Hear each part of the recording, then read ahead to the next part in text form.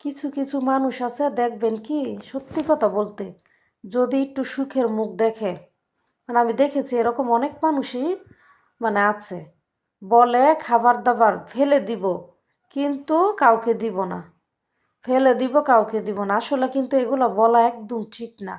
আল্লাহ কখন কার থেকে সুখ কেড়ে নেয়, কার টাকা নিয়ে কাকে দেয়, এটা আমরা কেউই জানি না। তো এগুলা কিন্তু ঠিক না।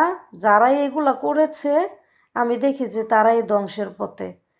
আমি কিন্তু এগুলা করি না, আলহামদুলিল্লাহ। আমি চেষ্টা করি যেন সবার উপকার করতে পারি, সবার উপকার করতে পারি। আর আমাকে কেউ যেন মানে অপমান না করে কথা বলে শুধু শুধু, কারণ আমি সবার সাথে, আমি নিজে জানি আমি এত ভালো ব্যবহার করি, মানে আমার মতে আমি চাই না যে কারো মনে কষ্ট দিতে, কিন্তু ওই মানুষরা দেখা যায় আমার ভালো ব্যবহারের কারণে মনে করে আমার কি জানি আমি হয়তো বুঝি না কোনো কিছু।